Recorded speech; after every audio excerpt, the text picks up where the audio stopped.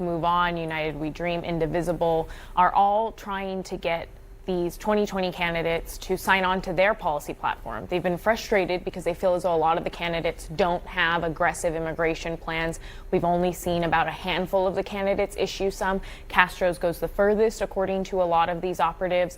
Warren just yesterday released a minor plan to decriminalize border crossings, and that's something that these groups want all of the candidates to get behind. They also want them to defund ICE and CBP. So I expect that we're going to hear about immigration a lot during tonight's debate. And this is one of those issues where you have this energy and activism in the Democratic Party. You also have people, whether it's Joe Biden, whether it's centrists in the field, saying, hello, Trump won Wisconsin, Pennsylvania, and Michigan for a reason. We better be careful on these issues. You mentioned decriminalization. Cory Booker joining that tonight. You see his tweet right here. Nothing criminal about seeking a better life for your family. I've said it before and I'll say it again. Now we have to do the right thing and decriminalize border crossings. Elizabeth Warren tweeting she agrees with Julian Castro, another one of the candidates. We shouldn't criminalize Castro Tuesday.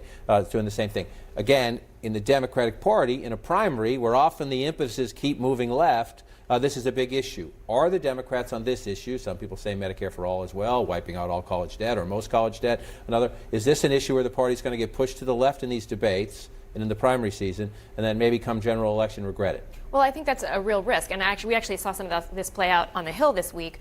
Indivisible was one of the groups that was lobbying against Democrats supporting this border funding bill because they really like you need to just turn off the system we have now and do something completely different. But there are a lot of Democrats who understand that that is not going to be appealing to the public at large. That could potentially scare away voters in the middle and more in the center of the Democratic Party and certainly independents.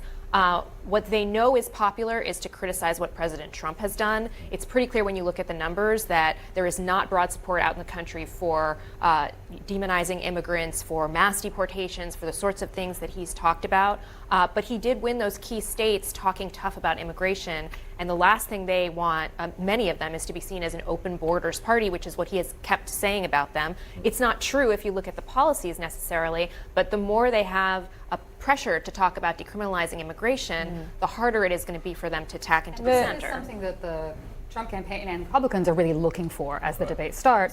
They want to see any evidence of a shift with these candidates further to the left. They see that as a winning message that this party is becoming so-called socialists. That's what we're hearing from the president. And so they're really going to be seizing on any, and not just with immigration, but with any of these issues, with healthcare, with education, that this is a party that is sort of out of step with the values